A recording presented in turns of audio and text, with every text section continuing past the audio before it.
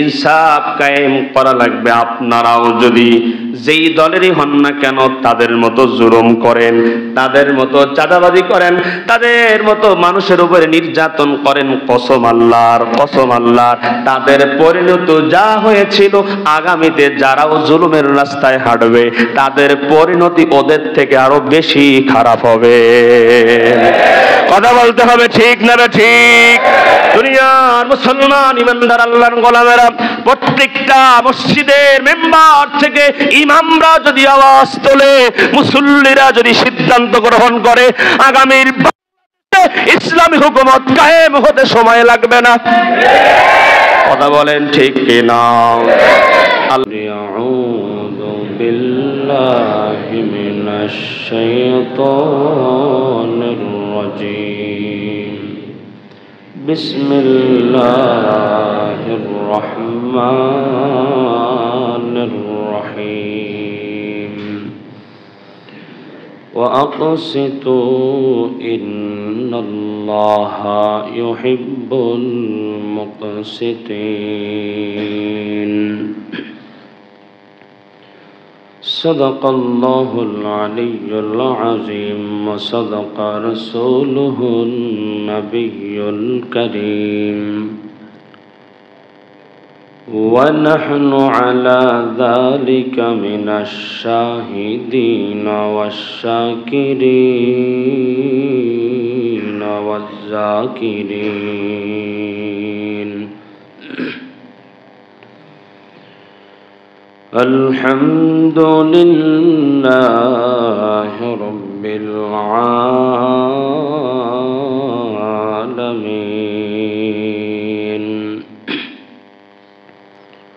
قال النبي صلى الله عليه وسلم: الدنيا خلقت لكم وأنتم خلقتم للآخرة أو كما قال عليه الصلاة والسلام. قال الله تعالى: إن الله وملائكته يصلون على النبي يا أيها الذين آمنوا صلوا عليه وسلموا تسليما. اللهم صل على محمد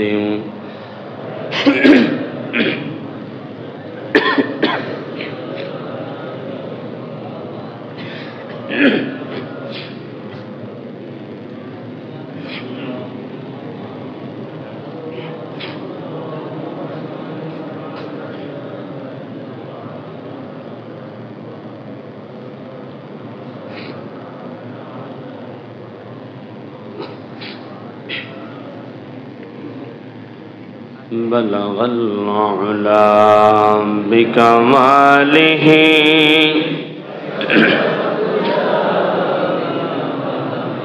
حسنت جميع خصاله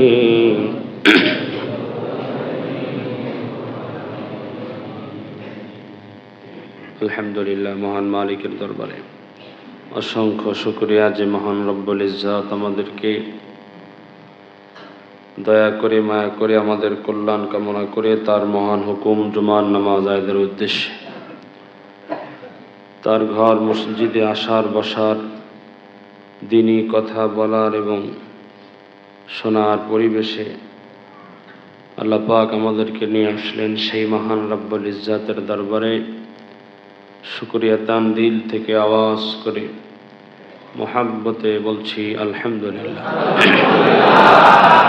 নবীজির উপরে একবার মুহাব্বতে দরুদ পাঠ করি সাল্লাল্লাহু। আল্লাহ পাক রব্বুল আলামিন আমাদেরকে দুনিয়াতে পাঠিয়েছেন। এই পাঠানোর উদ্দেশ্যে কারণ আছে না নাই? আমরা যারা দুনিয়াতে বসবাস করি, আমরা যে কোনো কাজই করি না কেন, প্রত্যেকটা কাজের পেছনে আমাদের একটা উদ্দেশ্য থাকে। মসজিদে এসেছি নামাজ আদায় করতে, উদ্দেশ্য কি? আল্লাহকে খুশি করা। জান্নাত পাওয়ার আশায় মসজিদে এসেছি আল্লাহকে রাজি এবং খুশি করার জন্য। যারা চাকরি করেন, অফিসে যান, আপনার উদ্দেশ্য হলো ঠিক টাইম মতো অফিসে উপস্থিত হতে হবে, কাজ ঠিক মতো করতে হবে, কারণ মাস শেষে আমাকে বেতন নিতে হবে। দুনিয়াতে উদ্দেশ্য ছাড়া কাজ যে করে সে হলো পাগল। পাগলের কোনো কি নাই, উদ্দেশ্য নাই। তো আল্লাহ পাক আমাদেরকে দুনিয়াতে পাঠিয়েছেন, এর উদ্দেশ্য হলো ওমা খলাকতুল জিন্না ওয়াল ইনসা ইল্লা লিয়াবুদুন। আল্লাহ পাক বলেন, আমি মানব জাতিকে এবং জিন জাতিকে সৃষ্টি করেছি একমাত্র আমি আল্লাহর ইবাদতের জন্য, গোলামির জন্য। সুবহানাল্লাহ। অন্য জায়গায় আল্লাহ বলেন, ওয়াকাদা রাব্বুকা আল্লা তা'বুদু ইল্লা ইয়্যা। আল্লাহ পাক রব্বুল আলামিন বলেন, দুনিয়ার মানুষেরা তোমরা একমাত্র, কেবলমাত্র, শুধুমাত্র একজনার দাসত্ব করবে। তিনি কে? আল্লাহ। একজনার কাছেই তোমাদের মাথা অবনত হবে। তিনি কে? আল্লাহ। মুসলমানি বুয়াদ গরদান নেহাদান। কবি বলেন, মুসলমানের মস্তক একজনার কাছেই নত হবে। সেটা কার কাছে? আল্লাহ। কারণ আমি আগে বলেছিলাম, আল্লাহ পাক পৃথিবীতে যত প্রাণী সৃষ্টি করেছেন সকল প্রাণীরাই খাবার, তারা আহার করে খাবারের কাছে মাথা নত করে, ঠিক না? আপনি একটু তাকায়া দেখেন, গরু, মহিষ, উট, ছাগল, দুম্বা, ভেড়া, হাতি, ঘোড়া যা আছে সব প্রাণী খাবারের কাছে মাথা নত করে খাবার খায়। আল্লাহ পাক বলেন, আমি আশরাফুল মখলুকাত হিসেবে সব থেকে দামি করে ওয়ালাকাদ কাররামনা বানি আদম। আল্লাহ বলেন, আমি পৃথিবীতে সব থেকে দামি করে আদম সন্তান মানব জাতিকে সৃষ্টি করেছি। সুবহানাল্লাহ। আমরা হলাম সব থেকে দামি সৃষ্টি। বলেন, ফেরেশতার দাম বেশি আল্লাহর কাছে না মানুষের দাম বেশি? মানুষের দাম আল্লাহর কাছে বেশি। তো কোরআনের আয়াত, ওয়ালাকাদ কাররামনা বানি আদম। আল্লাহ বলেন সব থেকে সম্মানিত করে, কাররামনা শব্দ ব্যবহার করা হয়েছে, সব থেকে সম্মানিত করে আমি আল্লাহ মানুষকে বানিয়েছি। মানুষকে আল্লাহ বলেছেন আশরাফুল মখলুকাত।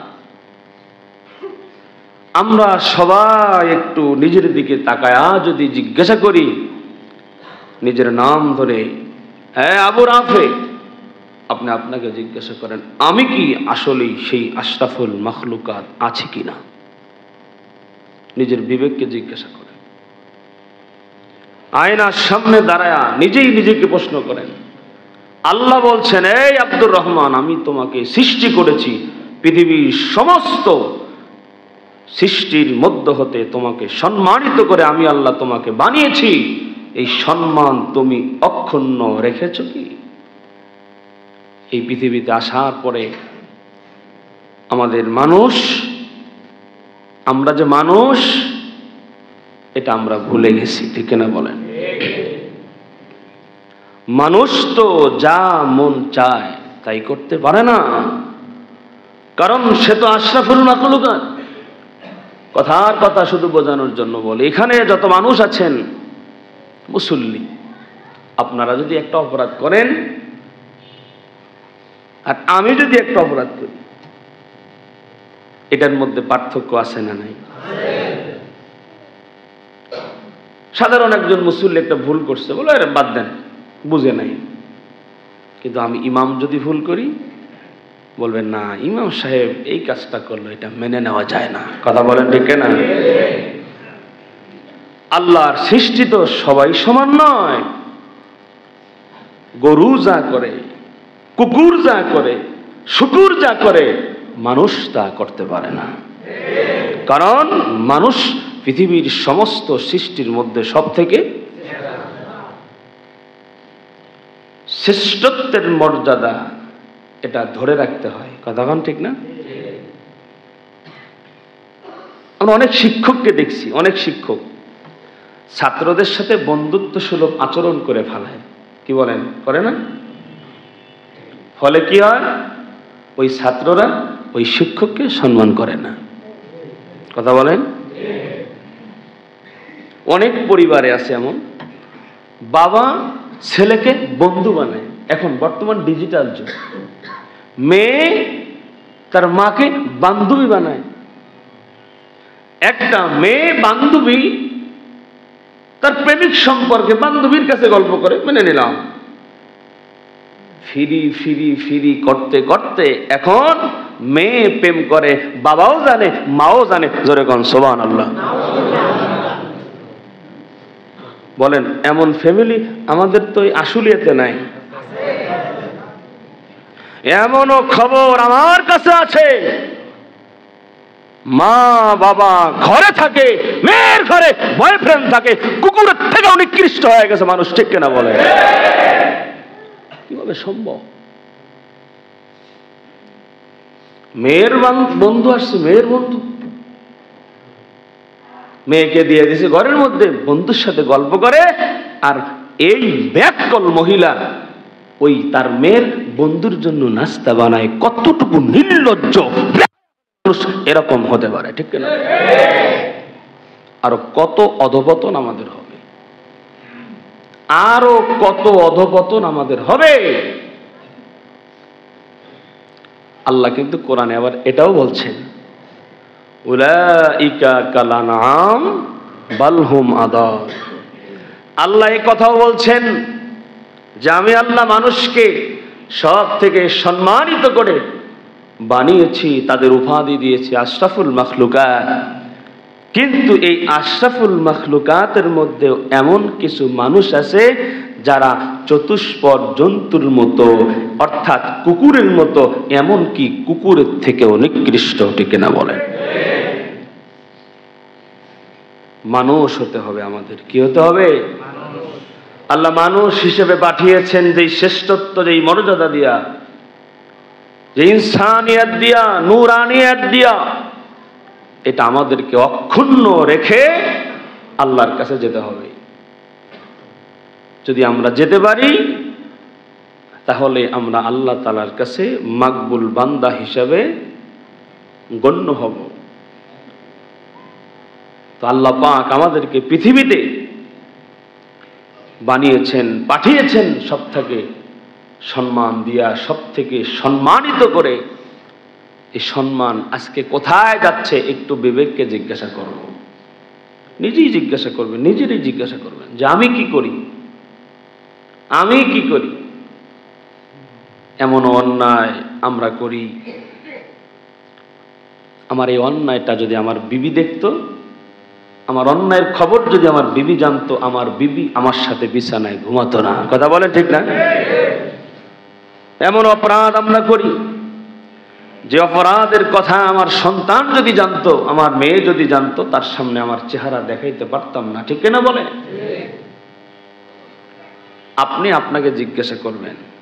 আমি তো এই জন্য মাঝে মধ্যে বলি, আল্লাহ যদি বলে হাসরের ময়দানে, অমুক বান্দা দাঁড়াও, বলো দুনিয়াতে কি করছো, একটা ভালো কাজের কথা বলো, যেই কাজের বিনিময়ে আমি আল্লাহ তোমাকে জান্নাত দেব। বলো তুমি কি করছো। আমি মাঝে মধ্যে চিন্তা করি, হাজার হাজার কোটি কোটি মুসলমান এমন পাওয়া যাবে আল্লাহর কাছে একটা ভালো আমলও পেশ করতে পারবে না। কথা বলেন? বলবে আল্লাহ আমি তো কোরবানির সময় গোশত দিছিলাম গরিব মানুষদেরকে।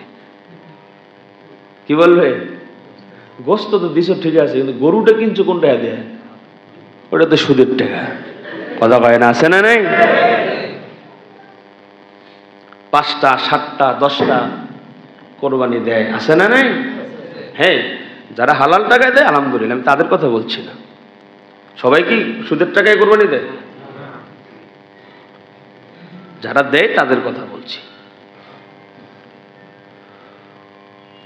তা আল্লাহ পাকের কাছে আমরা যেন আমাদের শ্রেষ্ঠত্বটা ধরে রেখে আল্লাহ তাআলার কাছে যেতে পারি। আল্লাহ আমাদেরকে সেই শ্রেষ্ঠত্ব মর্যাদা অক্ষুণ্ণ রাখার তৌফিক দান করেন, বলি আমিন। আজকে আমরা মানুষ, আমাদের মধ্যে ইনসাফ নাই, কথা বলেন। ভাই ভাইয়ের সাথে ইনসাফ করে না, মা সন্তানের সাথে ইনসাফ করে না, বাবা তার সন্তানের সাথে ইনসাফ করে না। প্রত্যেকটা পরিবারে একটু খেয়াল করেন, প্রত্যেকটা পরিবারেই বাবা মারা গেল, ভাইয়ে ভাইয়ে দ্বন্দ্ব শুরু হয়ে গেল, কথা হয় না। বাবা মারা যাওয়া শেষ, দুই ভাইয়ের মধ্যে কি শুরু হয়? দ্বন্দ্ব শুরু হয়ে যায়। কেন? বাবা সন্তানদের প্রতি ইনসাফ করে নাই। মরার আগে এক সন্তানরে 3 বিঘা দিছে, এক সন্তানরে কচু দেয় নাই। হয় কি হয় না? এটা সমাজের চিত্র। আমি আগেও বলেছি, এখনো বলছি, কশ্চিনকালেও যারা বাবা আছেন, এক সন্তানকে একটু বেশি ভালোবেসে তাকে আপনি একটু 1 বিঘা সম্পদ বেশি দিয়ে গেলেন, রাস্তার পাশে যেটা দামি, হ্যাঁ দিছেন, দুইজনকে সমান করে দেন, সমান ভাগে ভাগ করে দেন, তাহলে তো ভাই ভাই দ্বন্দ্ব লাগতো না। যেই জমিটা লিখে দিয়ে গেছেন, এক ভাইকে আর এক ভাইকে দেন নাই, পরবর্তীতে কি হয়? কি হয়? যেই জমি লিখে দিছে, এই জমির উপর মামলা টানতে টানতে আরো 3 জমি বিক্রি করা শেষ, কথা হয় না, ঠিক না ঠিক বলেন? জমি গেছে এটা বড় কথা নয়, কিন্তু আপনি আপনার সন্তানদের উভয় ভাইয়ের মধ্যে যে একটা দ্বন্দ্ব কলহ তৈরি করে দিয়ে গেলেন, এটা এরা মরার আগ পর্যন্ত এক ভাই আরেক ভাইয়ের সাথে কথা বলে না। হয় কি হয় না? এজন্য আমরা কি করি, এটা আমরা নিজেদেরকে জিজ্ঞাসা করব। আল্লাহ আমাদেরকে বুঝ দান করেন, বলি আমিন। ইনসাফ এটা অনেক বড় দামি জিনিস। ইনসাফের পাল্লা দাড়ি পাল্লা। ইনসাফ মানে সমান। ইনসাফ মানে কি? সমান। আইন দাল্লাম 3টা হরফ। তাফসীরে মারিফুল কোরআনের মধ্যে লিখছে, আইন দাল্লাম 3টা হরফের অর্থ পক্ষপাতিত্ব না করে সত্যের অনুকূলে যেই মানদণ্ড দাঁড়ায়, এটার উপরেই ফয়সালা দেওয়ার নাম হলো ইনসাফ, আদল। বলেন সুবহানাল্লাহ। আজকে আমাদের মধ্যে আদল নাই, ইনসাফ নাই।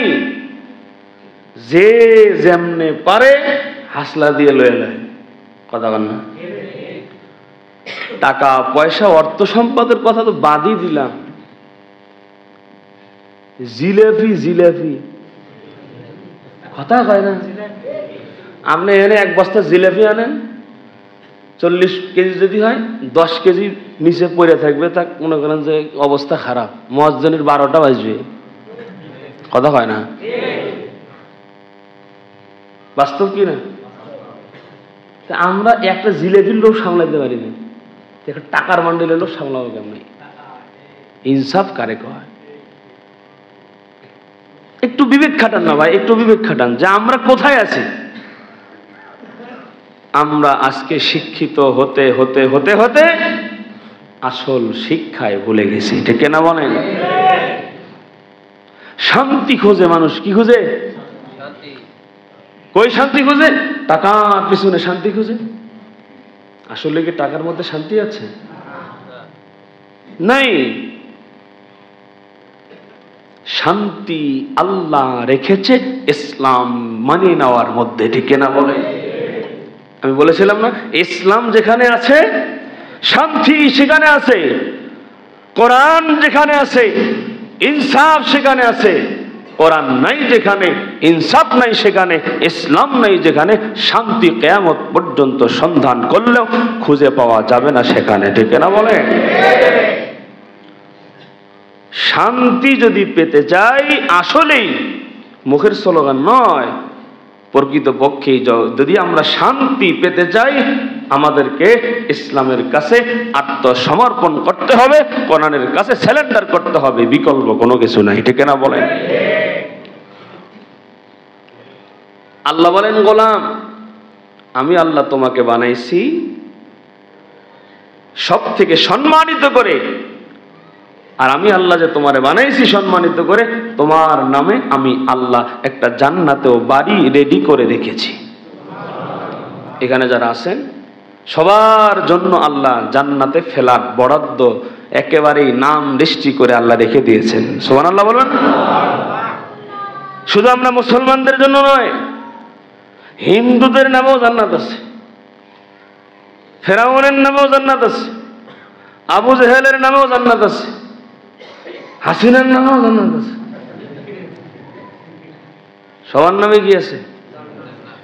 কিন্তু আমার মন বলে হাসিনাটা আল্লাহ দেবে না, নমরুদেরটা নমরুদের আল্লাহ দেবে না। তাফসীরের মধ্যে, হাদিসের মধ্যে নবীজি বলেন যে সবার জন্যই যে বাড়ি, সবার জন্যই জান্নাত, তাহলে জাহান্নামে যাবে কে?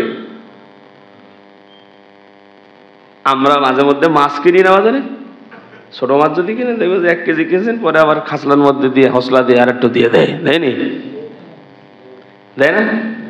ব্যাগটা নিয়ে যায়, বলবেন যে ভাই আমি 1 কেজি কিনলে তো একটু দিতেন, তো আমি 1 কেজি নিতাম না, একটু দেন, দেবে নাকি? আল্লাহ বলেন আমার যেই বান্দারা, আমি আমার যেই বান্দাদেরকে ওমা খালাকতুল জিন্না ওয়াল ইনসা ইল্লা লিয়াবুদুন, আমি আল্লাহর ইবাদতের জন্য বানাইছি, তারা যদি আমি আল্লাহর কাজ করে, আমি আল্লাহর বিধান মোতাবেক জীবন যাপন করে, তাদের বরাদ্দকৃত জান্নাত তো দিবই দিব। কাফের বেঈমানদের জন্য যে জান্নাতটা বানাইছি, ওইটা আমি ওই একটার সাথে বোনাস হিসাবে দান করব। সুবহানাল্লাহ।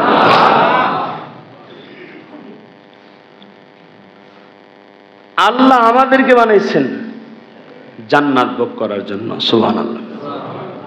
আর এই যে পুরা পৃথিবী, পুরা বিশ্ব এবং এর মধ্যে অগণিত মাখলুকাত আল্লাহ বানাইছেন কেন? শুধুমাত্র এই মানুষদের গোলামির জন্য। বলেন সুবহানাল্লাহ। একমাত্র মানুষ আর একমাত্র জিনজাত, এই দুইটাকে আল্লাহ বানিয়েছেন কার জন্য? আল্লাহর জন্য, আল্লাহর ইবাদতের জন্য, আল্লাহর জান্নাতে রাখার জন্য। কিন্তু এর বাহিরে যা আছে, এই যে আমরা আসমান দেখি, এই আসমানটা কি আল্লাহর কোনো কাজে লাগে? বলেন না, কাজে লাগে? দুনিয়ার মুসলমান ইমানদার আল্লাহর গোলাম, এই আসমান আল্লাহ আল্লাহর জন্য বানায় নাই, পাহাড় মালিক তার জন্য বানায় নাই। দুনিয়ার জমিনে যত মাখলুক আল্লাহ তাআলা বানিয়েছেন, এগুলো একটাও আল্লাহর কাজে আসে না, সবগুলো আমার আল্লাহ বানিয়েছেন শুধুমাত্র আমাদের গোলামির জন্য। সুবহানাল্লাহ। একটা গর্তের পিপিলিকা থেকে শুরু করে সমুদ্রের মাছ পর্যন্ত আমাদের গোলামি করে, কেউ ডাইরেক্ট করে, কেউ ইনডাইরেক্ট করে। কোন খেদমত, কারো খেদমত, কোন প্রাণীর খেদমত আমরা দেখি, আবার কোন প্রাণীর খেদমত আমরা চর্ম চোখে দেখতে পারি না। ঠিক না বলেন? হায়াতুল হায়াওয়ান কিতাব থেকে কিছু কথা আমি আগেও মনে হয় আপনাদেরকে শুনেছিলাম। এই যে আমরা জমিনে ধান চাষাবাদ করি, ওই ধান ক্ষেতের মধ্যে দেখবেন অনেক রকম পোকা হয়। কিছু পোকা আছে বড় বড় একবারে ধান গাছের মতো, পাতার সাথে লেগে থাকে, বোঝা যায় আবার বোঝা যায় না। আবার দেখবেন কিছু ছোট ছোট পোকা আছে উকুনের মতো। আবার দেখবেন ছোট ছোট ব্যাঙ গুলো থাকে ওই জমিনের মধ্যে, পানির মধ্যে থাকে কি থাকে না? হায়াতুল হায়াওয়ান কিতাবের মধ্যে লিখছেন এই যে বড় বড় যে পোকাগুলো আছে, এই বড় বড় পোকাগুলো ছোট ছোট পোকাগুলোরে খায়। এই ব্যাঙগুলো ছোট ছোট পোকাগুলোরে খায়। বলে যদি বড় পোকা না থাকতো আর ব্যাঙ যদি জমিনে না থাকতো, এই ছোট ছোট পোকাগুলো আল্লাহ পাক এই সবুজ ধানের গাছের মধ্যে যে আমার আল্লাহ একটা ধান তৈরি করেন যেটা একেবারে নরম। মুফাসসিরিনে কেরাম বলেন ছোট পোকাটা, এই যে যেটা চাল হয়, যেটা খাদ্য দানা হয়, এই পোকাটা এটাকে খেয়ে নষ্ট করে ফেলতো। ব্যাঙ যদি না থাকতো, বড় পোকা যদি না থাকতো, বাংলার সমস্ত মানুষ, সারা বিশ্বের মানুষেরা জমিনের মধ্যে ধান চাষ করতো, ধানের গাছ থাকতো, কেটে বাড়িতে আনতো, ধানের মধ্যে দানা থাকতো না। দুনিয়ার মুসলমান বাবাজির আমার, দুনিয়ার কোন সৃষ্টি আল্লাহর কাজে লাগে না। যত মাখলুক আছে কোন মাখলুক আল্লাহর কাজে লাগে না। আল্লাহ পাক বলেন, গোলামেরা আমি আল্লাহ এত কিছু তোমার জন্য বানালাম, আর আমি আল্লাহ তোমারে বানালাম কেন একটু চিন্তা করলা না? এই চিন্তাটা আমাদের একটু করার দরকার আছে না নাই? আপনি যদি একটা জিনিস বানান, একটা উদ্দেশ্য নিয়ে কষ্ট করে বানিয়েছেন, কিন্তু ওই কাজটা যদি আপনার না হয়, আপনি খুশি হবেন? অনেক রাগ করবেন, যাহারে কত আশা করলাম। ধরেন না জমিতে চাষাবাদ করছেন, আলু চাষ করছেন, নিয়ত আছে যেখান থেকে আমার 100 মণ 200 মণ আলু হবে, কিন্তু দেখা গেল আলু হলো না, সব পচে গেছে, 20 মণও পান নাই। হয় কি না এরকম? তা আপনার অনেক রাগ কেন? যে উদ্দেশ্য নিয়ে যে কাজটা করেছিলেন, উদ্দেশ্য সফল হয় না, এজন্য রাগ। আপনার সন্তান আপনার কথা শুনে না, এই জন্য আপনার সন্তানের প্রতি রাগ হন।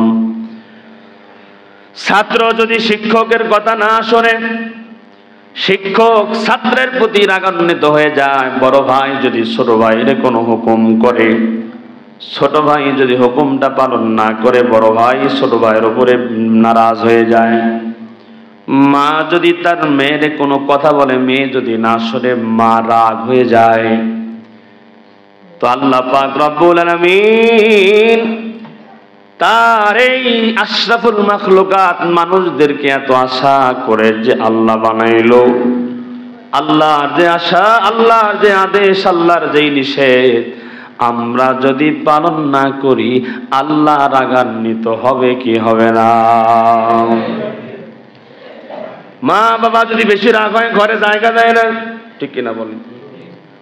মা যদি রাগ হয়ে যায়, বাবা যদি বেশি রাগান্বিত হয়ে যায়, সন্তানকে বলে তুই ঘর থেকে বের হয়ে যা, তোরে যেন আমার সামনে আর না দেখি। এই রাগ হওয়ারও কিন্তু একটা লিমিট আছে না নাই? ছোট অপরাধ করেছে, হয়তো একটা চর দিয়ে বলে আর কোনোদিন করবি না।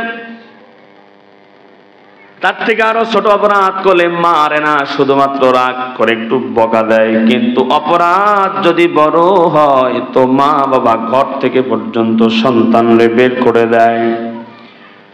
আপনি ড্রাইভার রাখছেন আপনার গাড়িতে, সামান্য অপরাধ করছে, হয়তো একটা বকা দিয়েছেন, কিন্তু অপরাধ যদি বড় হয়, যে আপনার টায়ার 2টা বেজে খাইছে, হইতে পারে তো আপনার গাড়ির ইঞ্জিনটাই বেজে খাইছে, এটা পুরান ইঞ্জিন লাগাই দিয়েছে, অপরাধ বড় না ছোট?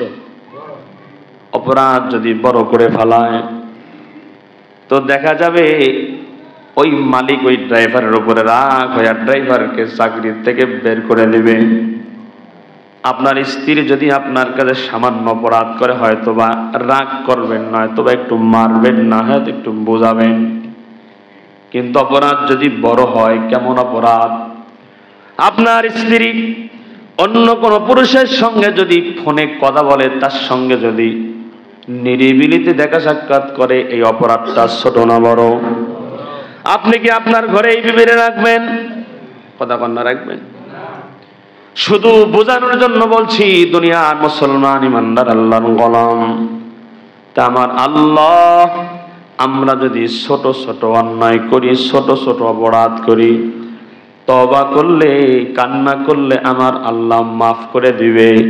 কিন্তু আমরা যদি বড় অপরাধ করে ফেলাই, আর আল্লাহ যদি বড় অপরাধের জন্য আমাদের প্রতি রাগ হয়ে যায়, আল্লাহ পাকও আমাদেরকে হাসরের ময়দানে রাগান্বিত হইয়া আমাদেরকেও জান্নাত থেকে বঞ্চিত করে জাহান্নামে পাঠায়া দেবে। ঠিক কিনা বলে?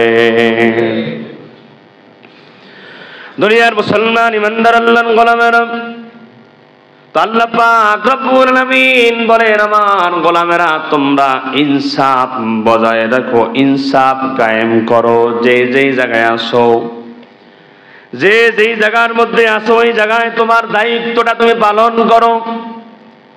তুমি ইমাম, তোমার যে দায়িত্ব তুমি সেটা পালন করো। তুমি মুসল্লি, তোমার যে দায়িত্ব সেই দায়িত্ব তুমি পালন করো।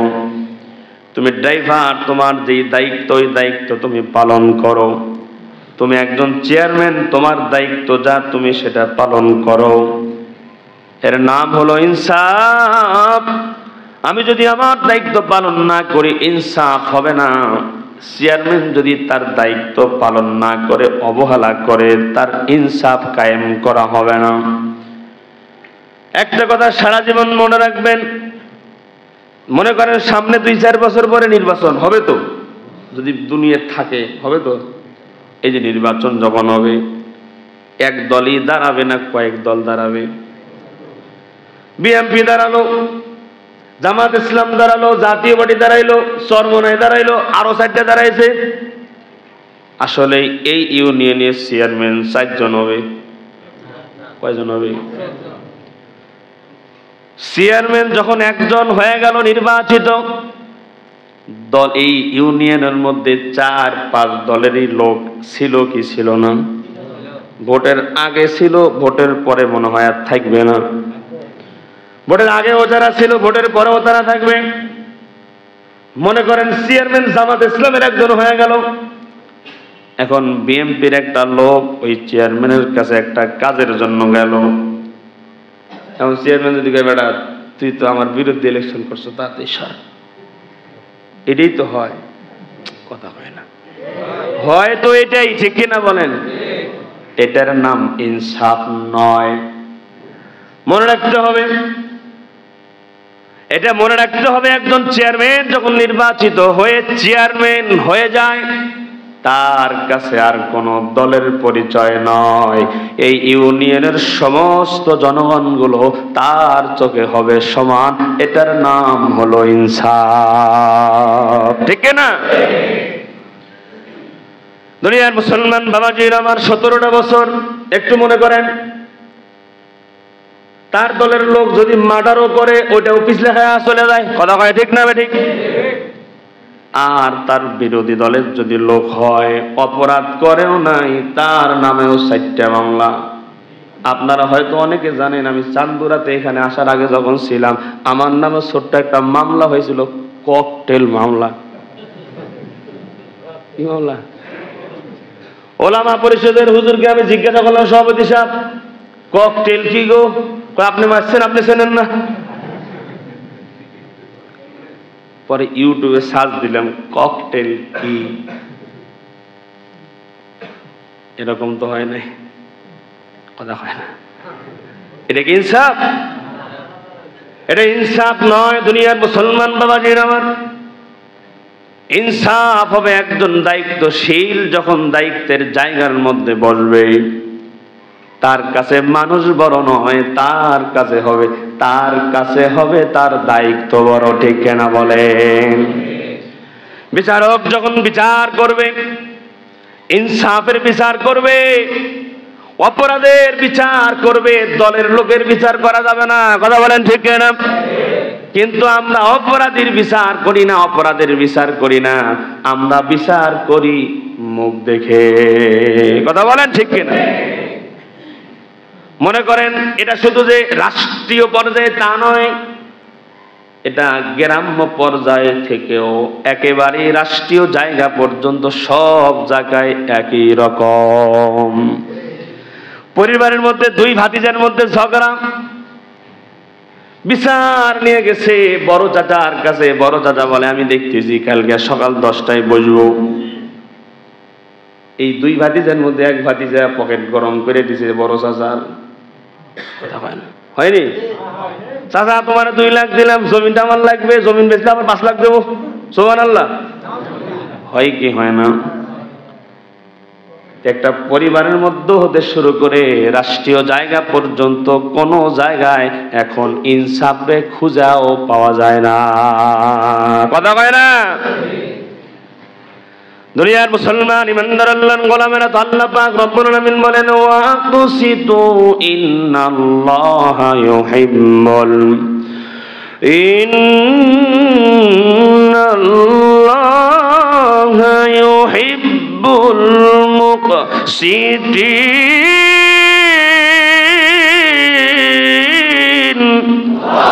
আল্লাহ পাক বলেন ওয়াকসিতু, তোমরা ন্যায়পরায়ণ শাসক হয়ে যাও, ইনসাফ ওয়ালা হয়ে যাও, কারণ আমি আল্লাহ ইনসাফ ওয়ালা মানুষ যারা, ন্যায়পরায়ণ মানুষ যারা, আমি আল্লাহ তাদেরকে ভালোবাসি। জোরে বলেন সুবহানাল্লাহ। আল্লাহ নবী সরকারে দো আলম নবী কেমন ইনসাফ করেছেন। নবীজি বিচারকের আসনে বসেছেন, আল্লাহ নবীর কাছে একটা বিচার চলে আসলো, চুরির বিচার।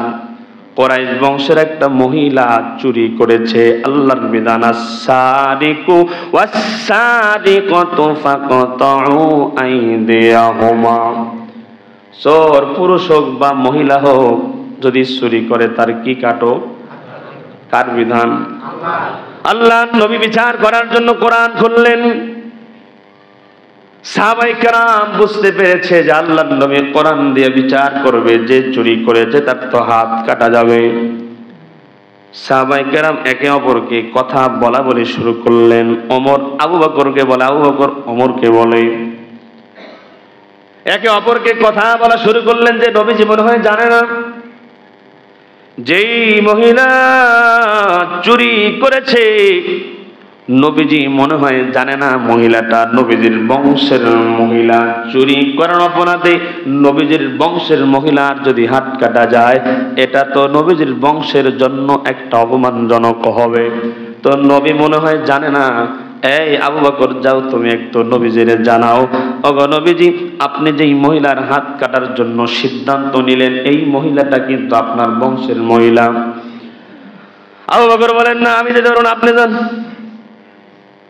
আবু বকর যখন নারাজ হয়ে ওমরকে বলেন, ওমর তখন ওসমানকে বলেন, ওসমান তখন আলীকে বলেন, সালমান ফার্সি মুরব্বী সাহাবী তখন ওমরকে ডাক দিয়ে বলেন, ওমর, আমরা যখন কেউ যাচ্ছি না, আমরা গেলে হয়তো বা হুজুর মাইন্ড করতে পারে।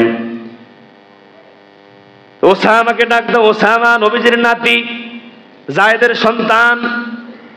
ওসামাকে ডাক দাও, ছোট্ট মানুষ, দৌড় দিয়া গিয়া দাদার কানে কানে বলবে, দাদা গো, আপনি যার চুরির বিচার করবেন, যেই মহিলার হাত কাটার সিদ্ধান্ত নিয়েছেন, এই মহিলাটা কিন্তু আপনার বংশের মহিলা।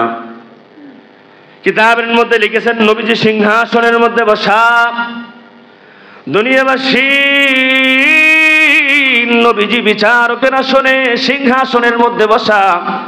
এবার ওসামা দৌড় দিয়ে নবীজির কোলের মধ্যে দুই দিক দিয়ে পা ছড়ায়া দিয়া নবীজিকে পাঞ্জা করে ধরেছেন, বগলতলা দিয়ে পিঠের মধ্যে হাত দিয়া টাইট করে ধরিয়া এবার কান পর্যন্ত ওসামা তার ঠোঁট দুটা নিয়ে গিয়ে বলেন, দাদা ভাই, আপনি জানেননি আপনি এখন যার হাত কাটার জন্য সিদ্ধান্ত নিচ্ছেন, এই মহিলাটা কিন্তু কুরাইশ বংশের মহিলা, অর্থাৎ আপনার বংশের মহিলা। এখন এই কথাটুকু বলছেন, আরো একটু বলবেন যে আপনার বংশের মহিলার যদি হাত কাটা যায় তো আপনার বংশের জন্য তো এটা অপমানজনক।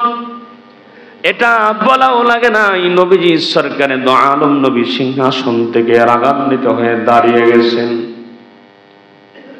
ওসামা নবীর কোল থেকে নেমে গেলেন। কিতাবের মধ্যে লিখছেন যে আল্লাহর নবীর চোখ এত লাল হয়ে গেছে, যেই ডিম্বাণু, কালো ডিম্বাণু চোখের মনি যেটা, এর বাহিরে যেই অংশটা, পুরা সাদা অংশটা যেন একেবারে রক্তের মতো লাল হয়ে গেছে। আল্লাহর নবী বুঝতে পেরে সাহাবায়ে কেরামদেরকে বলেন, সাহাবীরা, তোমরা আমার কাছে ওসামাকে পাঠায়া দিয়েছো, আমি বুঝতে পেরেছি এটা ওসামার কথা নয়, এটা তোমাদের কথা। তবে তোমরা শুনে রাখো, শুধু আমার বংশের মহিলা কেন, এই মহিলার জায়গায় আমার কলিজার টুকরা কন্যা ফাতেমাও যদি অপরাধী হতো, আমি নবী আল্লাহর জমিনে আল্লাহর বিধান, আল্লাহর আইন প্রতিষ্ঠার জন্য আমি আমার মেয়ের হাত কেটে হলেও আল্লাহর জমিনে ইনসাফ প্রতিষ্ঠা করতাম। এর নাম হলো ইনসাফ, এর নাম হলো আদল। দুনিয়ার মুসলমান বাবাজির, আমার গত জুমায় বলেছিলাম, আল্লাহ নবী যখন পৃথিবীতে এসেছিলেন পুরা সমাজ পাপের সাগরে ডুবেছিল। 17 বছর বয়স থেকে 40 বছর বয়স পর্যন্ত, এক কথায় বুঝ হওয়ার পর থেকে 40 বছর বয়স পর্যন্ত নবীজি হাজার রকম চেষ্টা মুজাহাদা করেছেন। সমাজ থেকে অন্যায়, দুর্নীতি, চাঁদাবাজি, অনাচার, অবিচার, পাপাচার কোনো কিছুই বন্ধ করতে পারে নাই। কিন্তু নবীজি সরকারে দো আলম, তার উপরে যখন কোরআনুল কারীম নাজিল হলো, নবী যখন 40 বছর বয়স থেকে 63 বছর বয়স পর্যন্ত, মাঝখানে 23 বছরে আল্লাহর কাছ থেকে যখন যতটুকু প্রয়োজন কোরআনুল কারীম পেলেন জিবরাইলের মাধ্যমে, এই কোরআনুল কারীম পারিবারিক জীবন থেকে শুরু করে সামাজিক জীবন, অর্থনৈতিক জীবন, রাষ্ট্রীয় জীবন পর্যন্ত প্রত্যেকটা সেক্টরে নবীজি যখন কোরআনুল কারীম প্রতিষ্ঠা করেছেন, কোরআন বিজয় করেছেন, ওই সমাজ থেকে সমস্ত পাপাচার, অন্যায়, অনাচার, দুর্নীতি, চাঁদাবাজি সব বন্ধ করে দিয়া আমার আল্লাহ অন্ধকারকে দূর করে দিয়া ওই সমাজটাকে আমার আল্লাহ আলোকিত সমাজ বানিয়ে দিয়েছিলেন। এই বাংলাদেশ থেকে আমরা যদি চুরি বন্ধ করাতে চাই, ধর্ষণ দূর করতে চাই, চাঁদাবাজি বন্ধ করতে চাই, আমরা যদি জুলুম বন্ধ করতে যাই, এক কথায় যত অবিচার আছে, অনাচার আছে, পাপাচার আছে, যত জুলমাত আছে, সব কিছু যদি বন্ধ করতে চাই, এই বাংলার জমিনে ও পার্লামেন্ট পর্যন্ত, পারিবারিক জীবন থেকে শুরু করে সামাজিক জীবন পর্যন্ত, অর্থনৈতিক জীবন, রাষ্ট্রীয় জীবন, সুপ্রিম কোর্ট, হাইকোর্ট পর্যন্ত, ওই সংসদ ভবন পর্যন্ত আল্লাহর কোরআনকে প্রতিষ্ঠা করা লাগবে। কথা বলতে হবে, ঠিক কিনা? বাংলাদেশের প্রত্যেকটা নাগরিকের অধিকার যদি প্রতিষ্ঠা করতে হয়, বৈষম্য যদি দূর করতে হয়, মানুষের বানানো মতাদর্শ দিয়া, নীতিমালা দিয়া, এই বাংলার জমিনে কিয়ামত পর্যন্ত শান্তি, শান্তির স্লোগান হবে, কিন্তু মানুষের কপালে শান্তি জুটবে না, বরঞ্চ দিন যত যাবে কপালে তত ঝাড়ুর বাড়ি পড়বে। কথা কয় না? আজহারি ভাই শুধু একটা কথা বলছেন যে এক দল গেছে আর এক দল খাওয়ার জন্য রেডি হয়ে আছে। পুরা দেশের মাথা গরম। কথা কয় না কেন? পুরা দেশের মাথা গরম। কথা তো খারাপ কিছু বলে নাই। এক দল গেছে যেই জায়গায় ওই দল চাঁদাবাজি করতো, তারা খাইতো 1000-20 টাকা, এখন দেখা যায় আবার কিছু কিছু জায়গায়, সব জায়গায় নয়, আর এক দল বৈশা এখন খায় 20 টাকা। কথা কয় না কেন? আগে খাইতো 10 টাকা, এখন খায় কয় টাকা? এটা বললে বুঝি অপরাধ হয়? আমি নরসিংপুর মাহফিলে বলেছিলাম যে 17 বছর তারা যেইভাবে চলেছে, ইসলামকে মাইনাস করার জন্য চেষ্টা করেছে, মানুষের উপরে জুলুম করেছে, জনগণের অধিকার নষ্ট করেছে, স্বাধীন দেশে মানুষের স্বাধীনতা কেড়ে নিয়েছে, স্বাধীন দেশে মানুষের জবান পর্যন্ত তারা চেপে ধরেছিল, সত্য কথা, হক কথাগুলো মানুষদেরকে বলতে পর্যন্ত দেয় নাই। তাদের থেকে এখন যারা আছে, বিএনপি বলেন, জামাত বলেন, চরমলাই বলেন, জাতীয় পার্টি বলেন, ইমাম বলেন, মুসল্লি বলেন, প্রত্যেকটা মানুষের জন্য বলছি, ওদের থেকে আমাদেরকে শিক্ষা নেওয়ার দরকার আছে না নাই? এক বেটা বেলতলায় গেছে, মাথার উপরে বেল পড়ছে, এখন আরো 4 জন নাইয়া মাথা, বুঝেননি, সেলা মাথা, ওরা বেলতলায় দাঁড়ায় থাকবে? কারণ আগে যেটা গেছিল ওদের মাথা তো ফাটছে। ওই বেলমাথা বেলে তলে গিয়া যেই বেলমাথা আর বেলমাথা ফাটছে, ওখান থেকে 4 বেলওয়ালার সিদ্ধান্ত নেওয়া লাগবে, শিক্ষা নেওয়া লাগবে যে আমাকে ওই জায়গায় যাওয়া যাবে না, আমি যদি যাই ওর মাথা গেছে, আমার অন্যটাও সহজ হতে পারে। ঠিক কেনা বলেন? আল্লাহ বলেন, ওয়ালাউ ইয়ারাল্লাযীনা যালামু ইয ইয়ারাউনাল আযাবা আন্নাল কুওয়াতা লিল্লাহি জামিআ। আল্লাহ পাক বলেন, কতই না ভালো হতো বিগত দিনের জালেম থেকে মাজলুমরা যদি শিক্ষা গ্রহণ করত। তা আমরা এখন যারা আছি, আমরা এক একজন দেশের এক একজন দায়িত্বশীল। ঠিক কিনা বলেন? আপনি যেই দলই করেন না কেন দেশটা আপনার কাছে আমানত। আপনি যে দলই করেন না কেন এই দেশের জনগণ আপনার কাছে আমানত। এই দেশের জনগণের সম্পদ আপনার কাছে আমানত। ইনসাফ কায়েম করা লাগবে। আপনারাও যদি যেই দলেরই হন না কেন তাদের মতো জুলুম করেন, তাদের মতো চাঁদাবাজি করেন, তাদের মতো মানুষের উপরে নির্যাতন করেন, কসম আল্লাহর, কসম আল্লাহর, তাদের পরিণতি যা হয়েছিল আগামীতে যারাও জুলুমের রাস্তায় হাঁটবে তাদের পরিণতি ওদের থেকে আরো বেশি খারাপ হবে। কথা বলতে হবে, ঠিক না ঠিক? দুনিয়ার মুসলমান ইমানদার আল্লাহর গোলামেরা প্রত্যেকটা মসজিদের মেম্বার থেকে ইমামরা যদি আওয়াজ তোলে, মুসল্লিরা যদি সিদ্ধান্ত গ্রহণ করে, আগামীর ইসলামী হুকুমত কায়েম হতে সময় লাগবে না। কথা বলেন ঠিক কিনা? আল্লাহর জমিনে আল্লাহর আইন প্রতিষ্ঠা হোক, মুসলমান হিসাবে চাই কি চাই না? আল্লাহর কোরআন শুধু নামাজ পড়বেন, তেলাওয়াত করবেন এই জন্য আসে নাই। যাকাত দিবেন, যাকাতের বিধানের জন্য কোরআন আসে নাই। শুধুমাত্র আপনি আল্লাহর অন্য আমলগুলো করবেন, এই আমলগুলো করার জন্য, শেখানোর জন্য আল্লাহর কোরআন আসে নাই। আল্লাহ যেমন আকিমুস সালাত, নামাজ কায়েম করার কথা বলেছে, ওই আল্লাহ বলেছেন আকিমুদ্দিন, দিন কায়েম করা লাগবে। কথা কোন ঠিক না? নামাজ যেমন আপনার ফরজ, রোজা যেমন ফরজ, হজ যেমন ফরজ, যাকাত যেমন ফরজ, আল্লাহর জমিনের আল্লাহর আইন প্রতিষ্ঠার জন্য আন্দোলন করাও ফরজ। কথা কোন ঠিক না? দুনিয়ার মুসলমান বাবার আমার সময় শেষ হয়ে গেছে। খেয়াল করেন, আল্লাহ পাক রব্বুল আলামিন বলছেন, আমার গোলামেরা শোনো, নিজেকে যদি ইমানদার দাবি করো, নিজেকে যদি মুসলমান দাবি করো, দাবি করার নাম মুসলমান নয়, দাবি করার নাম ইমানদার নয়। তুমি যে মুসলমান, মুসলমান তুমি যদি আল্লাহর কোরআনের পক্ষে না থাকতে পারো, তোমার মুসলমানিত্বের দাবি করা ভণ্ডামি ছাড়া কিছু নয়। আল্লাহ পাক রব্বুল আলামিন আমাদের সবার সিনার মধ্যে কোরআনের মহব্বত ঢুকাইয়া দেন। আর জোরে বলেন আমিন। আল্লাহ পাক এই বাংলার জমিনে একজন ন্যায় পরায়ণ ওমরের মতো শাসক দান করেন, বলেন আমিন। সেটা যে কোনো দলের হতে পারে, যেই দল কোরআনের পক্ষে, মুসলমানদের পক্ষে, দেশের পক্ষে, তার পক্ষে আমরা আছি। কথা বলেন ঠিক কিনা?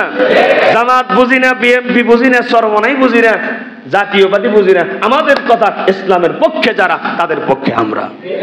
আর ইসলামের পক্ষে যারা, ও যত বড় টুপিওয়ালাই হোক, ওর ছাড় হবে না। এই যে একটা পীর সাদিকুর রহমান ভণ্ড কয়েকদিন আগে, কালকের আগের দিনে বলছে যে মিজানুর রহমান আজহারির যদি কল্লা কেউ কেটে দিতে পারে 10 লাখ টাকা পুরস্কার। ও কি বেঁচে আছে এখন আমি জানি না। বেঁচে থাকলেও যদি প্রশাসন অ্যারেস্ট না করে বেশিক্ষণ বাঁচবে না। কথা বলেন ঠিক না? আলেমদের দিকে অনেক চোখ রাঙ্গিয়ে তাকিয়েছে, আমরা দেখেছি। এখন যদি কেউ দিকে চোখ তুলে তাকায়, ওই চোখ উপড়ে ফেলে কুত্তারা দিয়ে খাওয়ানো হবে। আল্লাহ পাক আমাদের বুঝ দান করেন, জোরে বলে আমিন। আখির দাওয়ানা আনিল হামদুলিল্লাহি রাব্বিল আলামিন। যারা সুন্নাত পড়েন এই সুন্নাত আদায়